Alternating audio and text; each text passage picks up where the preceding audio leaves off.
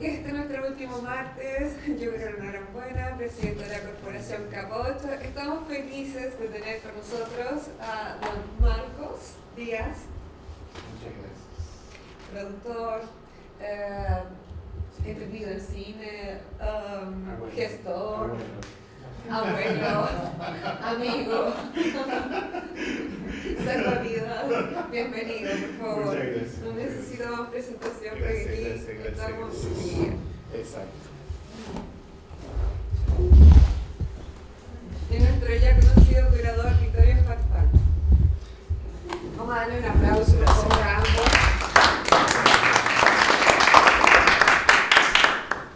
Bueno, con esta película damos un poco también por qué se elige esta película para el cierre del círculo de lo que es este ciclo de cine, de películas que inspiraron el universo Star Wars. Principalmente porque hay dos cosas que creo. Una es que existe esta corriente que se le dice el nuevo Hollywood, que coincide ya, como que he hablado varias veces, entre Brian De Palma, Martin Scorsese, Francis Ford Coppola, Steven Spielberg, George Lucas, que eran amigos. También los laterales de este círculo que estarían John Carpenter, William Friedkin, Arthur Penn, como la daba No, sí. sí, Arthur Penn, pero Robert Altman también.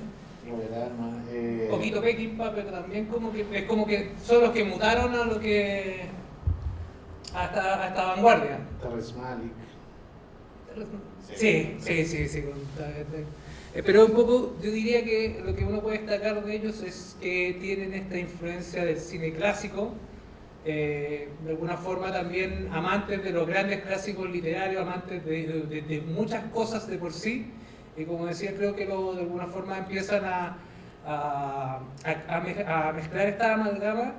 Y terminamos viendo, yo creo que esta película es una buena antesala de lo que es el punto de inflexión. De alguna forma, estos autores que aman mucho a Orson Welles, a Kurosawa, a John Ford, un poco la vanguardia francesa, un poco el neorrealismo italiano, lo toman, lo mezclan, y como no les resulta desde un punto de vista autoral, como son las películas previas de Brian De Palma, se vengan de alguna forma y realizan estas películas ya que son, como decía Marco, uva con queso.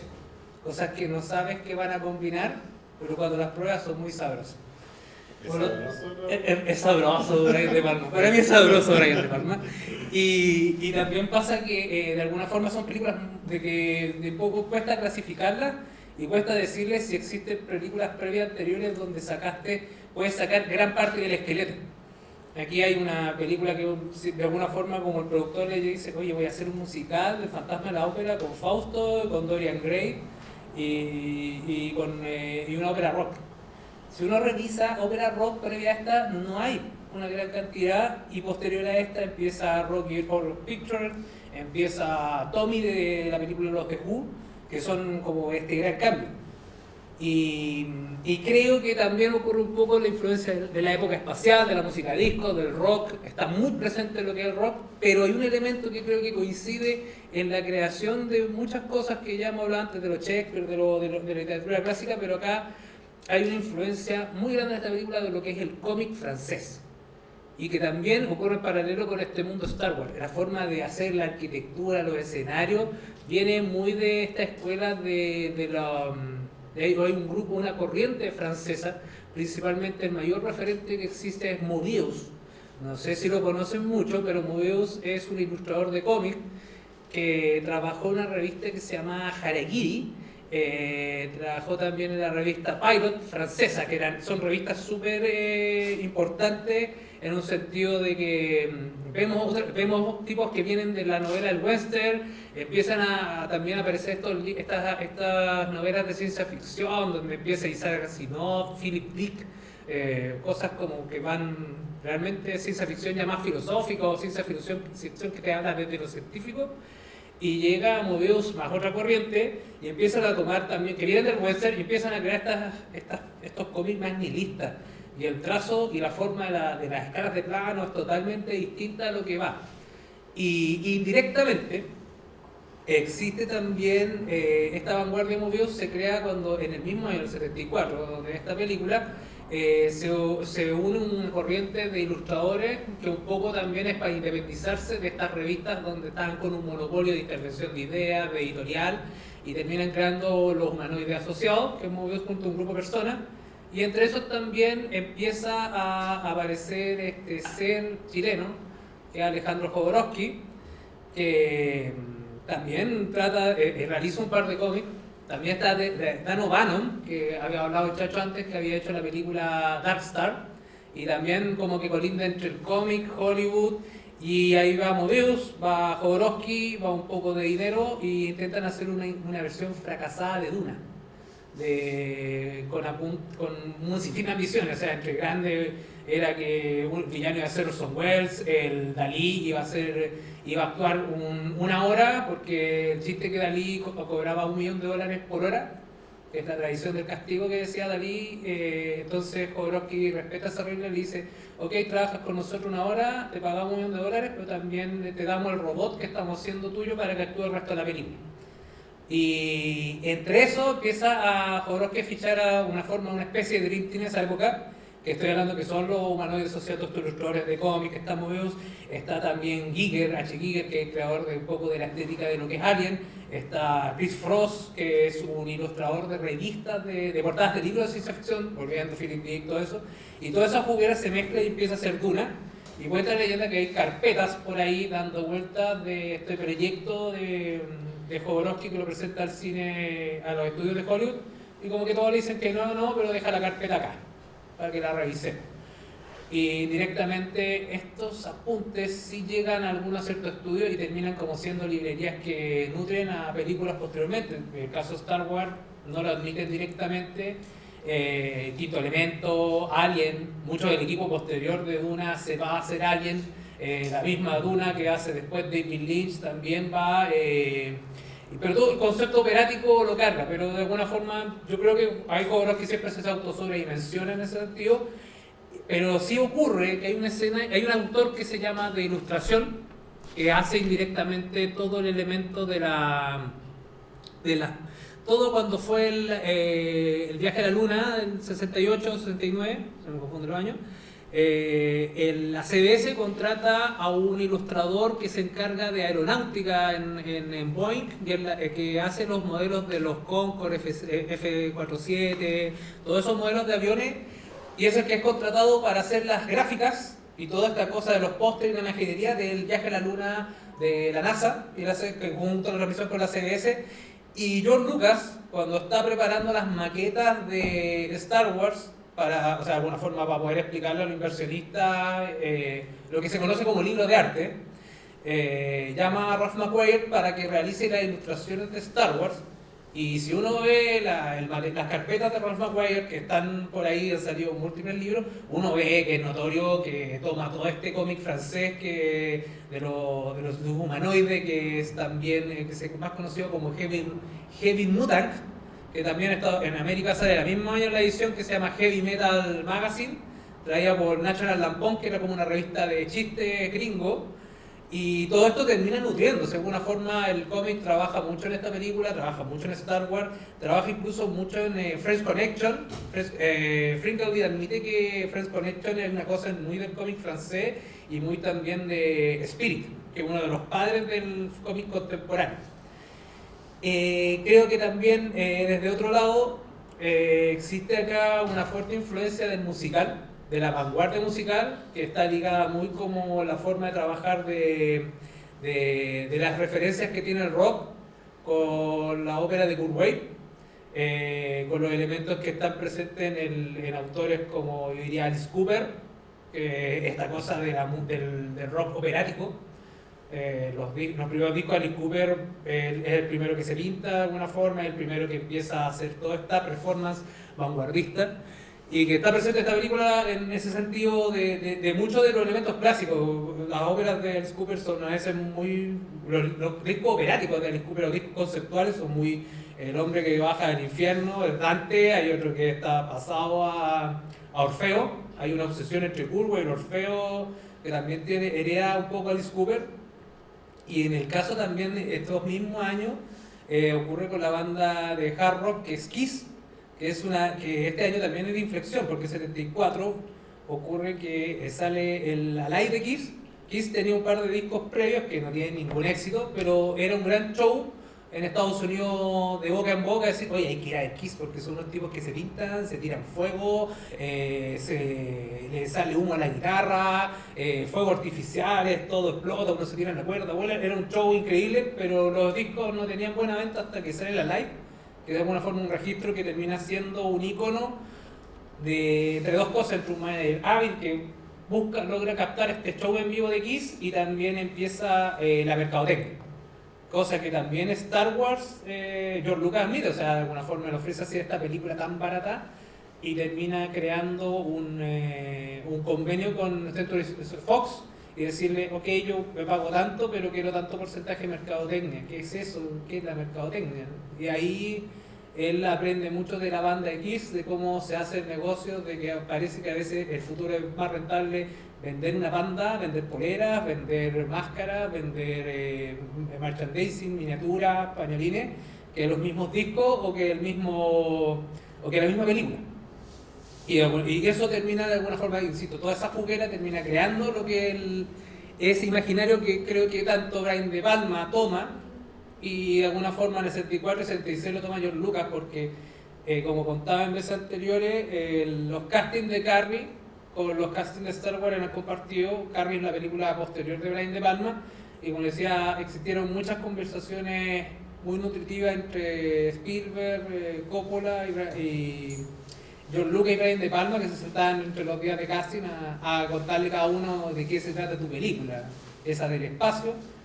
Y creo que es lo mismo, o sea, porque hay una película que evidentemente Star Wars fue rodada mucha parte en Inglaterra y los tipos decían, ¿qué tenemos que ver hoy día? Ah, esa película del tipo que vuela en una nave con un perro gigante al lado. Ah, esa, sí, es Star Wars, esa. Lo miraron muy bien, porque era una película extraña, una película que desde el rodaje no se entendía nada. Insisto, que era para los técnicos era una cosa muy extraña. Y creo que en el caso de esta película ocurre lo mismo, y hay muchas cosas que se vean desde el punto de vista estético. Yo creo que la creación de Darth Vader, no solo en el tema artístico de la vestimenta, de la máscara y todo eso, la forma de la voz, la estructura completa, también el concepto de lo faustiano, de este emperador tentado, que es tentado, este emperador que tienta a un Jedi que se vuelve en Sith, y termina volviéndose algo en algo entre muerto y vivo, entre un fantasma, un muerto viviente, mitad humano, mitad muerto. Y creo que la reflexión es, por ser algo de los 70, para ti, ¿en qué corriente se empieza a sitiar? Porque no es ni cine clásico, ni cine moderno. ¿Qué es para ti? Buena pregunta, porque bueno, después de una introducción bastante completa de Vittorio, referirse a esa pregunta es bien complicado, porque hay un estilo que patentan los españoles en los 60, que no creo que hayan conectado, por supuesto, pero que sí me parece para hacer referencia a esta película, que es el esperpento. Y el esperpento finalmente es no sino otra cosa que el kitsch, el trabajar el kitsch. Yo creo que finalmente esta película responde a una deconstrucción de un proceso cultural que seguramente nace ya que hay artistas visuales y me pueden rebatir porque no es mi especialidad, pero que nace o se empieza a producir a partir del urinario de Duchamp. Todo ese proceso que llega incluso, que podríamos decir que incluso tal vez de lo que finalmente este grupo de cineastas huele, sobre todo Brian De Palma en esta película, es el pop art, ¿no es cierto? Como toda la significativa o la significancia de Warhol, que claramente eran unos admiradores de Duchamp y beben de mucho de Duchamp, se construye y se traslada a esta película, que además está en el momento preciso donde el cine norteamericano o este grupo de cineastas quieren desestructurar, perdón, la estructura clásica. No por casualidad toma una novela clásica del principio del siglo XX, ¿no es cierto?, para decir, voy a agarrar esto y le voy a dar una forma que finalmente construye a partir de todo lo que tú dijiste, que es el cómic, la televisión, la nouvelle vague francesa, etcétera, etcétera. Es decir, pedir encasillar la película es bastante difícil, pero si tú me dijeras cómo, yo la definiría como una película esperpéntica, una película que finalmente lleva a los extremos más extraños, utilizando componentes culturales reutilizados o superutilizados, como es el kitsch, ¿no es cierto?, que finalmente se preocupa más del efecto que de la matriz cultural propia, ¿no es cierto? Es como el elemento finalmente que se utiliza tiene una reconstrucción y un uso de vida que finalmente es reciclado. Y en ese sentido me parece que la película se construye desde ahí. De hecho, lo que hablábamos anteriormente, creo que lo hablamos por teléfono, la utilización de Woody Allen también de esto de los perpénticos, ¿no es cierto? En Bananas o El Dormilón o todo lo que quiso saber del... Todo lo que quería saber de sexo y nadie te lo dijo. Exacto, ¿cachai? Son películas que finalmente se tratan de escapar de forma casi extrema, diría yo, de una corriente clásica estructurada que viene fundamentalmente en los 50 y que se empieza a romper en los 60 con una serie de directores como los que mencionaba Vittorio. Yo creo que por ahí va el sentido de la película. Ahora, yo quería decir algo que puede sonar mal, pero no es tan malo. Del ciclo de cine, que los felicito porque está muy bien construido y elegido, y me parece que es importante darle esta vuelta a películas que al parecer no tienen una construcción o un constructo artístico-cultural fundamental, como es Star Wars. Me parece que del ciclo esta es la película menos significante cinematográficamente. Probablemente. Y creo... Perdón, para cerrar. Pero eso no significa que sea tal vez una de las más importantes para la película que vimos. O sea, para la película de la que estamos hablando, que es Star Wars. Me parece que hay una conexión prácticamente directa, es decir, esta búsqueda de lo oculto, de lo distinto, de construir un mundo, construir algo clásico, porque finalmente la narrativa de Star Wars es súper clásica. Es decir, todo lo que vemos ahí está contado y recontado 1000 veces por Aristóteles, por la tragedia griega, etcétera, etcétera, etcétera, etcétera. Pero finalmente que solo podía ocurrir en la década del 70 o en el siglo XX. Es decir, cuando ya está finalizando el siglo XX, finalmente ya tenemos los componentes culturales, artísticos suficientes como para poder irnos a lo popular. Y en ese sentido está el valor de esta película, que tiene todos los antecedentes para llegar a lo que fabrica finalmente Star Wars. Yo creo que es una película probablemente en algunos momentos con falencias técnicas, con falencias narrativas, con falencias incluso técnicas, pero no se ve atisbos de un buen Brian De Palma. Es que yo no lo llamaría falencia, porque yo creo que finalmente hay una estructura pensada.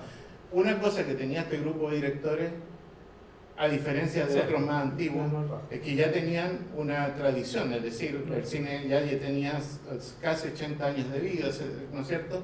Y finalmente son cultos, por lo menos son cinéfilos. Por lo tanto, es muy difícil pensar que hay deficiencias. Lo que sí yo creo es que hay un estilo, es decir, finalmente recuerda que los Pulp Fiction, me refiero a las novelas baratas, a la televisión, etcétera, etcétera, ya comienzan a invadir la cultura de forma masiva. Siempre han estado, pero ahora de forma masiva viene la industrialización, etcétera, etcétera. Por lo tanto, yo creo que hay una intencionalidad al respecto. Yo no me atrevería a decir que hay un déficit tanto técnico como narrativo por parte de Brian De Palma. Yo creo que todo lo que está ahí es súper intencionado, pero me parece que juega con eso, y lo valorable de eso es que es una jugada arriesgada, porque además es joven, tiene todas las posibilidades de construir, finalmente se la juega. Ahora, si yo dijera que esto es significante para la historia del cine, seguramente no, desde mi punto de vista. Claro. Pero claramente que abre por lo menos la cabeza o las intenciones de George Lucas a construir lo que es Star Wars. Lo que sí yo creo que sí hay falencia es que pasa lo siguiente, de alguna forma, sí, una cosa es que el director tenga toda una experticia mental y tenga un bagaje cultural para resolverlo, pero sí no tiene todavía las herramientas técnicas que tiene Brian De Palma al momento de ejecutar una película como Grow Up. Posteriormente, o sea, me refiero, Sí, no es lo sí, mismo, sí, claro, no, claro. no estamos con un Brian De Palma, es un Brian De Palma ya que tiene atisbo de esa habilidad técnica que tiene, que el fuerte de Brian De Palma es la habilidad del uso de cámara, como Por nadie. supuesto, por supuesto. Pero en esta película tú ves ciertas cojeras, ves como Bueno, cosas pero o sea, claro. insisto, no es que esté mirando en menos, estoy diciendo, todavía tienes una inmadurez técnica que se nota que se te forma. Sí, además una película barata. Sí, o sea, no, esta una película, me parece que también eso es súper valorable, Sí. porque es una película que con pocos recursos finalmente construye desde esa vereda. Y es muy interesante, volviendo un poco al tema anterior, es cómo él reconstruye mucho de lo que hace Hitchcock. Entonces finalmente, y lo reconstruye casi como un buen alumno diciendo, maestro, yo estoy haciendo esto, pero lo estoy haciendo de esta otra forma. Hay una escena que es la de la bomba, cuando entra el auto, ¿no es cierto? Este auto, y sentimos el que es lo que siempre narró Hitchcock en, ¿cómo se llama? El libro. No, el libro de... El niño de la bomba. No, ¿la el escena? libro, François Truffaut. Las conversaciones de Jesús. Bueno, las conversaciones, hay un libro famoso que es considerado hoy en día el libro más importante, cada día todo es más importante Todo que... es más importante que el anterior. Pero hay un libro, el cine según Hitchcock, gracias. Me estoy poniendo viejo. El cine según Hitchcock, el cine según Hitchcock, que finalmente él relata, él dice que lo importante no es descubrir la bomba, dónde está la bomba. Lo importante es que el espectador no sepa cuándo va a explotar la bomba. Es decir, lo mismo que sucede acá, vemos que el auto se mueve por distintos lados y va a sonar, y todos estamos, va a explotar, hasta que explota, pero no sabemos cuándo. Para él eso es el suspenso, eso lo ejemplifica en esa situación bastante básica. Pero en definitiva, claro, ahí lo que hace De Palma es deconstruir Sí. mucho y llegar a este esperpento, como le llamo yo, que finalmente me parece Sí. bastante interesante. Creo que Brian De Palma en esta película, como en otras, de alguna forma siempre hace su tesis Hitchcock de meter poco Claro, de varias claro, escenas claro. de él, pero Claro. las termina volviendo en algo punk, la termina volviendo en algo muy hard rock, la termina volviendo en algo muy suyo propio. Lo que siento es que a él le ocurre, por eso considero la película Inflexión. La etapa previa de Brian De Palma era muy comedia, intentando ser Jean-Luc Godard americano, con Jaimón, con todo lo anterior, y como que es un cineasta que se trata de creerse autoral. Y después, con esta etapa, ya como que un poco se rinde, suelta esta rienda, decir, no, esto no funciona en Estados Unidos. Por ende termina como cayendo desde acá para adelante lo que es Carr, lo que es Sister, que es un cine ya con un poquito más de horror, como de un género, Claro. pero Claro. sin artilugio. Y siento que igual que George Lucas, volviendo George Lucas que hace previamente American Graffiti, hace THX, que son películas igual con otro toque autoral, terminan como diciendo, ok, ¿en qué universo puedo mezclar todas las cosas que me interesa hacer? Ópera, espacio, como elementos un poco que están alejados de esta realidad, que está como impuesta en otras reglas más, como insisto, que el cine clásico, que es un poco la gravedad del drama. Aquí nosotros la gravedad lo llevamos a lo rococó, o en Star Wars lo llevamos un poco al tecnoespacial psicodélico, por ende no tenemos problemas de proponer estos temas en la sociedad. Es como dice el gran chiste una vez en una película, decía, esta película es grave, no es tan mala para los niños porque solo hay mucha sangre y no hay sexo. Vamos a hablar de estos temas porque es más cómodo. No hablemos de sangre. Podemos hablar de horror, pero no podemos hablar de otras cosas. Siento que es como un poco ese punto de entrada de que... Sí, lo que pasa es que Star Wars, desde mi punto de vista, toma mucho de la estética de esto, pero también de los personajes, de cómo el hombre oculto, que finalmente es Darth Vader, el fantasma de esta ópera es Darth Vader, o sea, ¿no? Cómo eso también tiene que ver con lo que pasaba en el momento, es decir, la Guerra Fría estaba desatada y finalmente la lucha entre el bien y el mal. Y ese discurso lo gana en las pantallas, lo gana con Star Wars. Y finalmente esta película también es como el entre comillas malo, que es claro, también entra en una batalla con el bien, que es oscuro y una oposición, etcétera, etcétera. Pero claramente Star Wars tiene mucha referencia política a un proceso donde todavía estaban los buenos y los malos. O sea, y creo que el malo está oculto de alguna forma, pertenece a un ser que, esta cosa media Dorian Gray, que es Swan, que al final no es el malo, es el cuerpo que está poseído en mal. Claro, pero que termina siendo bueno finalmente. Sí, que también termina siendo humano. Es lo mismo que pasa. Claro. Pero termina siendo un humano que lo ayuda el bueno. El bueno, hace una cosa resolutiva. Exacto. Si se une a nosotros, pasa a ser bueno. Hay una cosa muy Brian De Palma, que los personajes, en Brian De Palma los personajes no tienen una transformación, una evolución de reconciliación con ellos mismos, no tienen alguna forma un buen final. Los personajes de Brian De Palma siempre terminan cayendo en lo más abajo de su alma. Su alma termina siendo muy corrompida. Scarface, The Sister, Carrie, o sea, un personaje bueno, ¿qué pasa? Se corrompe, la sociedad lo corrompe, o ellos mismos son muy débiles. Es como una visión nihilista que tiene Brian De Palma, que siento que es muy de Orson Welles, de él. Y lo otro, creo que tanto en Fantasma del Paraíso como en Star Wars, siento, como contaba la anterior, el guión del dolor de que tienen que negociar con productores. Tú que también has vivido la experiencia de negociar con productores, el dolor de todo lo que se pierde, de todo lo que tú tienes que transar, porque él también se ríe de eso, algo tan puro como mi creación artística y mi mundo personal, lo tengo que transar hacia el dinero, hacia los productores.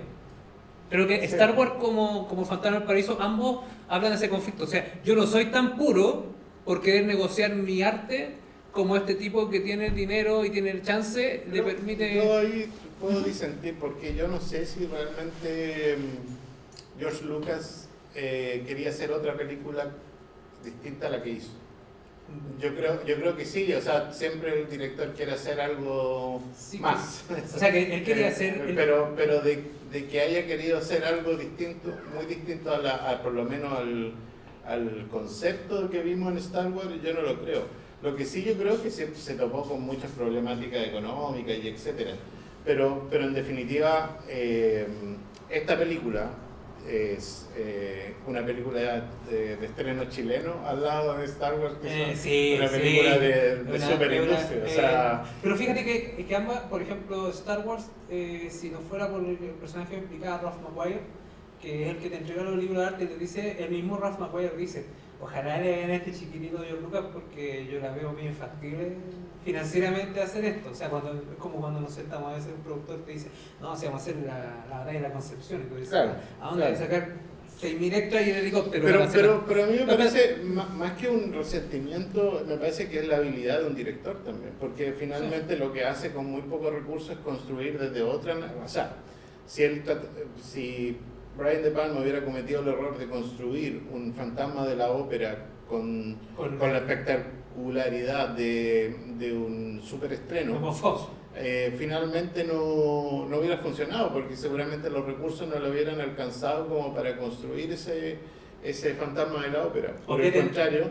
él lo que hace es tomar esto y llevarlo o radicalizarlo en un formato artístico bastante propio, no digo que exclusivo, pero sí con una lectura que finalmente permite tomarse licencias que son las falencias de tal tipo, que los actores no sean super actores, que sean super caricaturizados, etcétera, etcétera. Más, eso voy, pues, la generación de los 70 es como que le obliga, o sea, lo que negocian con no tener la libertad del juego War Tanks o War Software al comienzo, poquitos presupuestos, pero mucha libertad.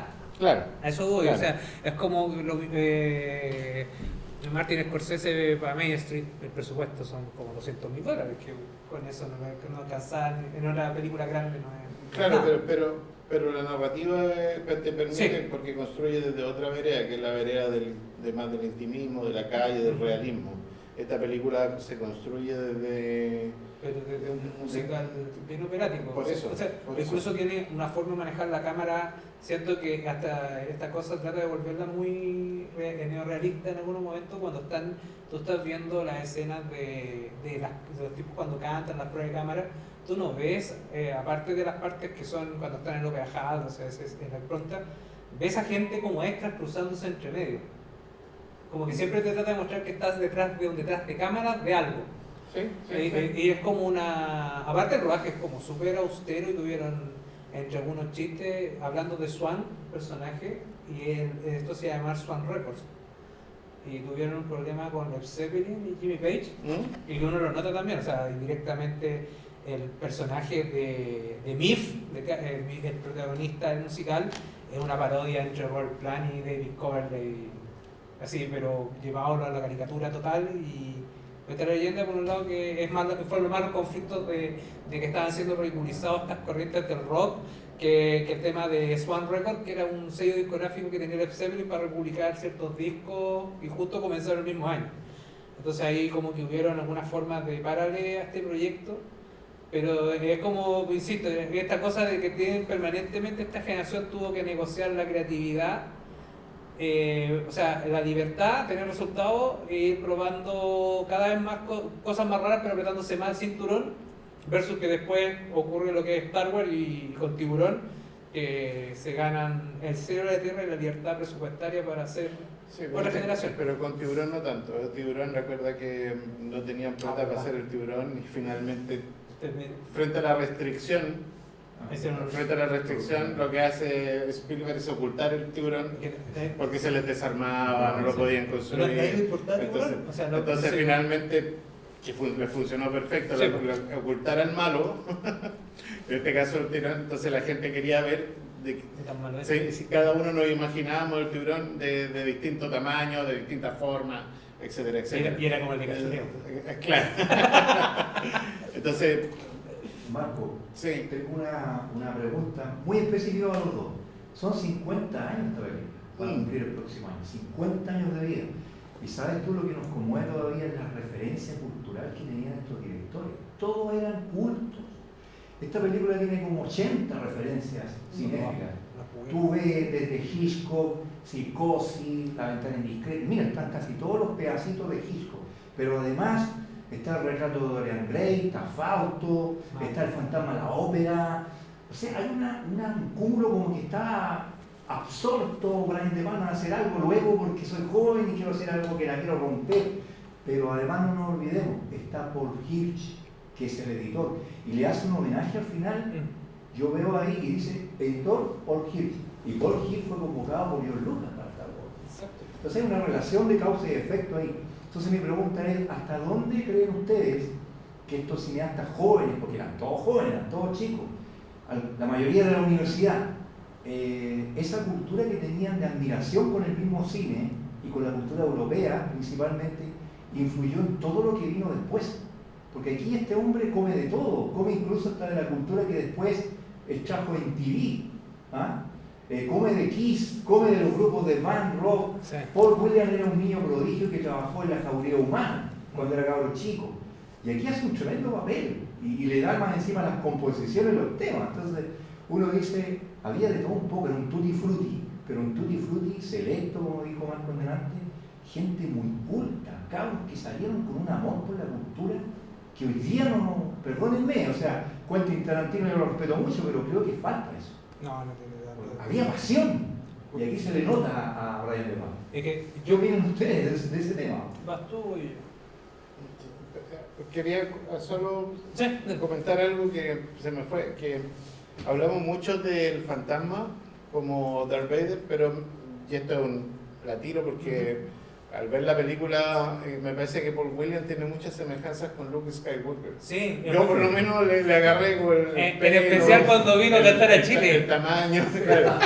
Me parece que tiene pero puede ser solo pero dale.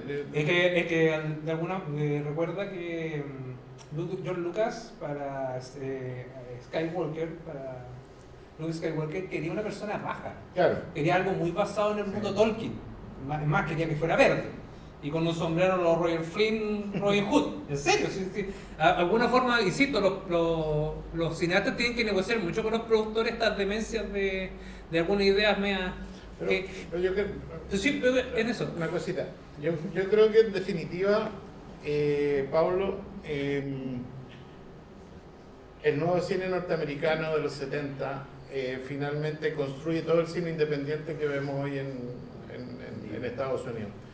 Y esa influencia también creo que se traslada a países como Chile, a países como Argentina, donde finalmente hay un cine independiente que bebe mucho de Europa, pero también, por lo menos en Chile, el cine norteamericano de los 70 fue una super influencia, sobre todo porque en ese momento no había una distribución muy amplia de cine, entonces veíamos todo lo que venía desde allá, ¿no es cierto? Y en televisión, ¿para qué decir? O sea, ¿cuántas películas vieron los cineastas de mi generación en la tele? Es decir, El Padrino uno la vio en Canal 13, en grandes eventos, en 2 partes. El cine de medianoche calzante. Pero fíjate que, sí, claro que esa era buena, esa publicidad.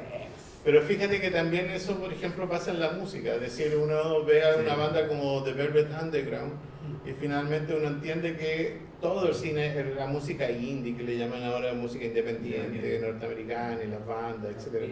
Beck,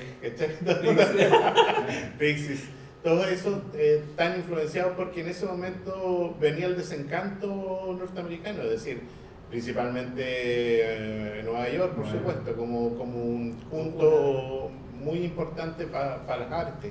Y insisto nuevamente en volver a lo que decía al comienzo, como Warhol permite construir la factoría, ¿no es cierto? Como ser factoría desde la propia estructura y no tener que depender de un mecenas, etcétera, etcétera. Por eso yo disiento un poco de que ellos peleaban tanto por la producción, por supuesto que todos quieren tener, pero me parece que ellos sí tomaban mucho y construían. Lo que también creo que ocurre con esta generación puntualmente es la generación que es la primera que se sienta a estudiar cine en una escuela. La de los 70 en la de Bueno, cine, sí. y creo que pasa que sus profesores también son Orson Welles, son Hitchcock, son la nueva ola francesa, vienen a hacer muchas clases, y no hay que descartar que yo creo que si tú hablas con Walter Hill, una vez tuve una entrevista de Walter Hill y un amigo mío que es fanático pero un poquito más mono, el Pato Villagare, me dijo: oye, Walter Hill era las mismas tonteras que tú, está más preocupado de Monet, de Luis Buñuel, está más preocupado de cosas distintas a lo que a nosotros nos importa, o sea, que a él le importan de alguna forma.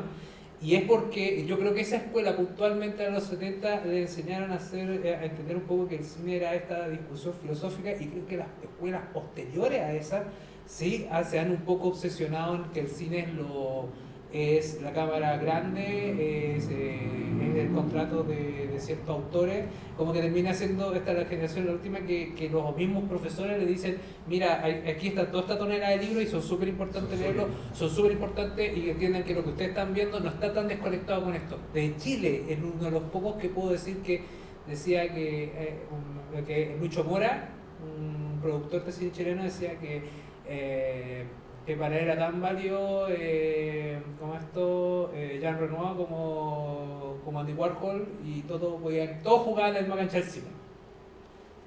¿Sí? Solo quiero agregar una cosa. Ahora, no es que ellos sean el nuevo cine norteamericano, siempre en el cine norteamericano hubo outsiders, cinematografía extraña, por ejemplo. Entonces, no es que ellos sean, lo que sí se estructuran como movimiento y como generación. Y me parece que eso no se da anteriormente. Me parece que antes estaba el estudio, ¿no es cierto? El estudio, y algunos que trataban de nadar a contracorriente. pero ahora no, ahora hay una energía, un grupo de amigos, un movimiento que finalmente busca construir desde otra... Muy breve. Y ellos todavía son amigos hasta la fecha. El otro día veía el cumpleaños de Robert De Niro Claro. y todavía estaba sentado y como hablando nosotros cuando éramos amigos antes. Es que no son talquinos, No son talquinos. Oye, pero están como amigos todavía Robert De Niro hablando con George Lucas y Scorsese ahí sentado, como si estuvieran hace todavía a los 20 años. Nosotros, sí, yo creo. ¿Qué pasa? Que el traspaso de la plástica al cine no es solamente lo referente de la filosofía francesa, de significante y significado de, ¿cómo se llama? De Saussure. No, tiene que ver con que después de la guerra, después de la Segunda Guerra, arrancan todos para Estados Unidos, empiezan las vanguardias. Y los artistas visuales siempre se han movido intercambiando ideas, Sí. co-construyendo.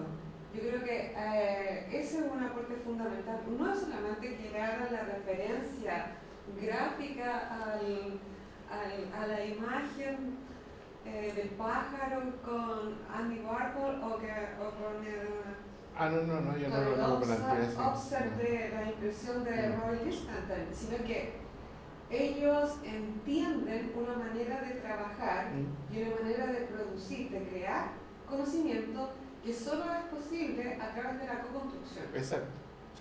Sí. Y en Chile pasa al revés. Porque los artistas, la plástica visual en Chile estaba atrasada 100 años. El cine hasta el 80 iba mucho más rápido que la plástica. Entonces, en Chile lo que ocurre es que la plástica en los 80 se pega el salto y se pone a tono con las vanguardias. De ahí en adelante podemos empezar a hablar de arte chileno contemporáneo. Y que creo que en el fondo, como resumen general de todo este ciclo, esa es la cuestión fundamental. ¿Cómo se da esta situación de creación con componentes fundamentales? Formación, interrelación y interdisciplinaridad. Son los tres componentes esenciales para que se pueda producir conocimiento. Creo que hay una cuarta, encerrarnos. Lo que Pensé que pegarlos.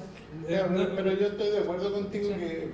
que no es una referencia física, por decirlo de alguna manera. Me parece que cuando yo lo mencionaba era parte de toda una estructura que además construye una visualidad distinta en estos directores. Entonces, que finalmente, que es lo que decís tú, es cómo construimos, desde qué perspectiva. Por eso mencionaron también lo de Duchamp, ¿cachai? Como esta forma de cambiar al artista como el artesano o el que viene del romanticismo, ¿no es cierto? Que tenía un mecenas y que de cierta forma construye un nuevo formato de artista. Que finalmente, pero eso ya es una discusión que...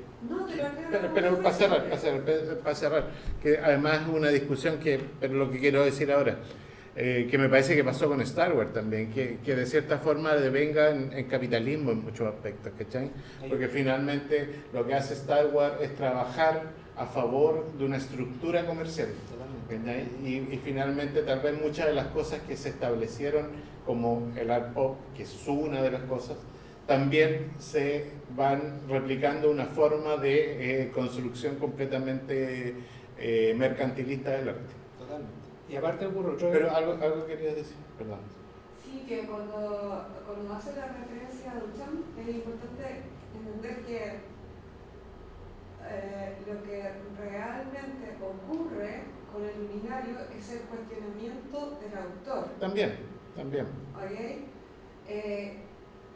Duchamp un poco lo deja abierto y en este sentido lo podemos leer de que no es la versión del siglo XVIII de que la iluminación de la musa no es un genio creador, sino que el autor es simplemente un punto de vista. Claro. Un punto de vista. Por eso es que aquí la autoría se pelea entre el kitsch y el pop, o sea, la cultura de masa es la autoría de Exacto. Ignacio. Sí, el tema popular creo que también se extiende a la música, porque todos estos directores que salen y empiezan a hacer películas son directores que están directamente influenciados por la música popular. Altman y ¿cómo se llama el que escribe Apocalypse Now? Francis Ford Coppola. No, el que escribió el primer guión. John Milius, él dice que cuando escribe Apocalypse Now estaba escuchando a The Doors, era lo único que escuchaba The Doors. Y también todo ese tema de la influencia de la música popular dentro del conflicto de la guerra de Vietnam en sí. George Lucas, cuando está haciendo THX, escuchaba a Giorgio Moroder, que empieza a traer el sintetizador en la música de finales de los 70. Y también viene la introducción de la música licenciada, que parte, entre comillas, Kubrick en la música clásica. Durante eso también está Miles Davis cuando lo traen al cine francés. Pero el tema ahí, siento, es traer el lenguaje de la música al cine.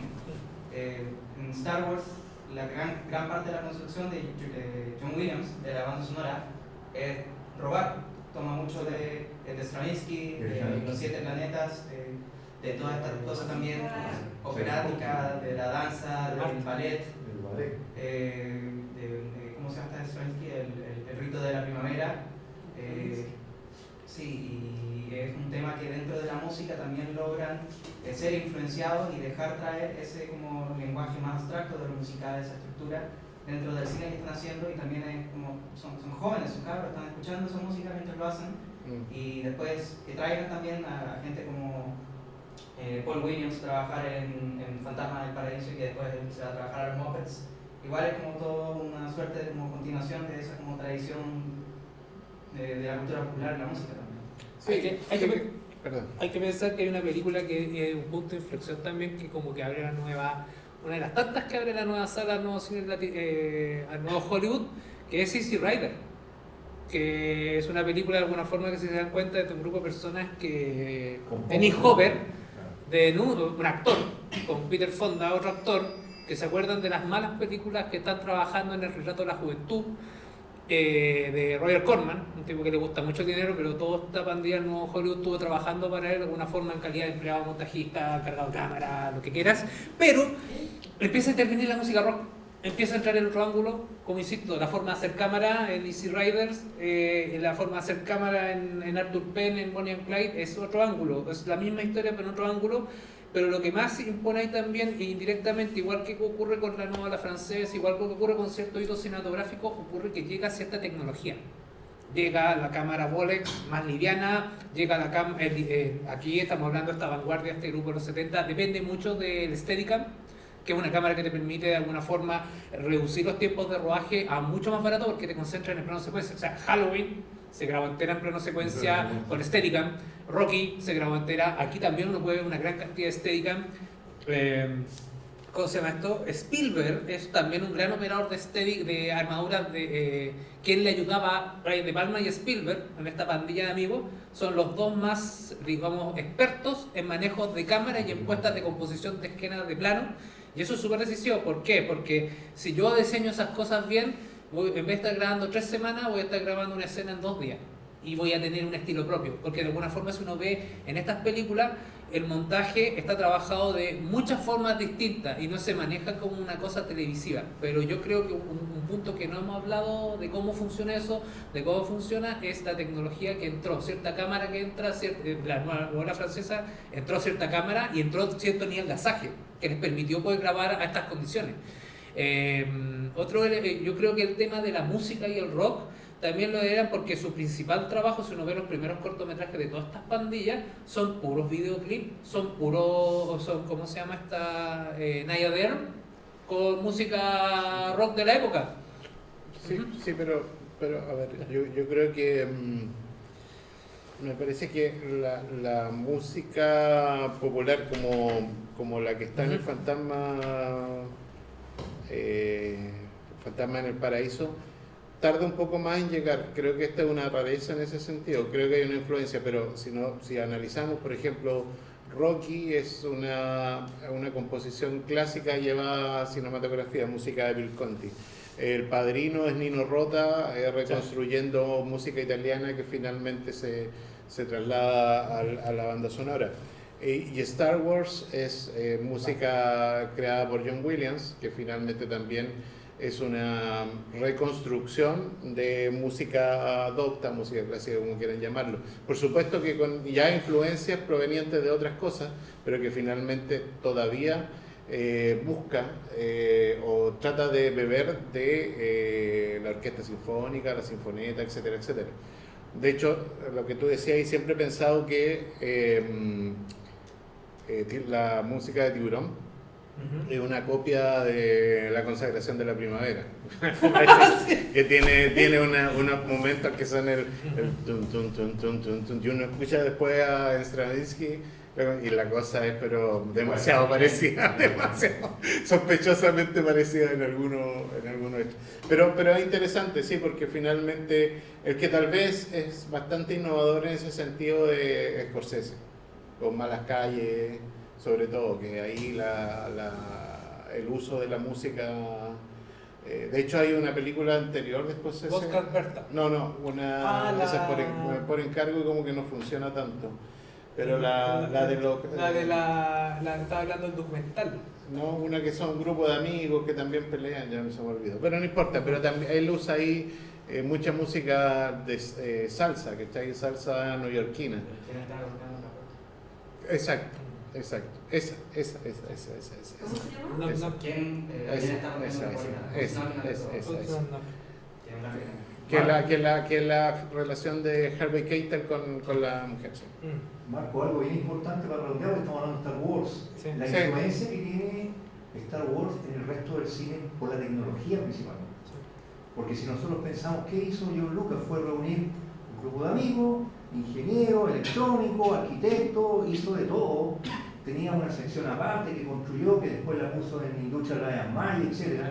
Pero no nos olvidemos que mucha de la gente que estaba ahí trabajando la trajo de Gran Bretaña.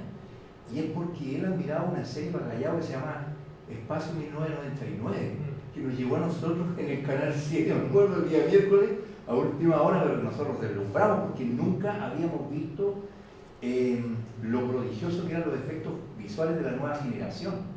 De alguna manera, claro que está la NASA, claro que está también la conquista del espacio. Un año antes en Chile se editó la revista La Conquista del Espacio. El canal 13 tenía un programa con un periodista que falleció, que fue a la NASA a mostrar, digamos, el transbordador espacial. Estábamos todos alucinados con la cuestión espacial. Entonces Star Wars fue como... Nuestro calzado chileno. Exacto, como que calzó algo, llegó y golpeó a todo el mundo, pero también porque se preparó antes un escenario. Y ese escenario tiene que ver también con la tecnología de punta que llegó después. La parte informática, los primeros computadores. Yo creo que hay un actor muy importante. Yo, para responder lo de Pablo, de mi opinión, de mi modesta opinión, yo creo que hay que entender dos fenómenos con Star Wars. Me parece que cinematográficamente no producen ninguna revolución. Me parece que es simplemente una película bien hecha, muy bien hecha, construida con elementos súper clásicos, sí. Con elementos clásicos y con todo lo que hemos conversado, que finalmente que lo estructura desde una época, desde elementos populares, etcétera, etcétera. No digo que no se malentienda lo que estoy diciendo, ¿no? Yo digo que no produjo nada cinematográficamente nuevo e interesante. O sea, sí interesante, pero nada que haya producido un salto en la cinematografía mundial. Pero a nivel productivo, que es lo que tú dices, claro que sí. Porque significó que se podía hacer otro tipo de cine, a otra estructura, y que llegara a todas partes del mundo, finalmente a partir de esta ciencia ficción, ¿cachai? De estos espadas láser y personajes, y etcétera, etcétera. Que siempre estuvo, pero que finalmente ahora se abrió al superestreno a nivel mundial, etcétera, etcétera. Y yo creo que ahí ya una saga que continúa hasta hoy en día. O sea, ¿cuántos años lleva Star Wars? Bueno, 50. Hasta hoy en día seguimos viendo películas de Star Wars. Entonces, esa marca, construir esa marca, me parece que hasta ese momento en el cine no existía. Existían películas, existían buenas sagas, El Padrino es una saga, pero algo que actuara como una marca, como un... Yo director, hago Star Wars y no hago nada más, sino que esa empresa ahora se va sola. Me parece que ahí está la revolución real de Star Wars. Cinematográficamente me parece que desde la misma vereda es mucho más importante 2001 Odisea del Espacio, por ejemplo, que Star Wars o otro tipo de película. Pero ahí yo quería hacer esa diferenciación que me parece que tú ya la habías planteado, pero quería separar dos cosas que son también dos cosas del cine. Es decir, la producción es súper importante. Exacto. Es fundamental. No sé qué más agregar. Muchas gracias. Bueno, nos quedamos entonces con, creo, 3 tareas pendientes. Una era el análisis técnico de los recursos cinematográficos. Sí, sí. 2, la revisión de los tropos literarios, que vamos a tener que estudiarlo o repasarlo para saber cuándo están citando, cuándo es un robo, cuándo es un remake. Y la otra, ¿cuál era? Para el cine todo un robo, como dirían los franceses. Todo un robo. Yo La robo a 24 cuadros por segundo. Muchas gracias.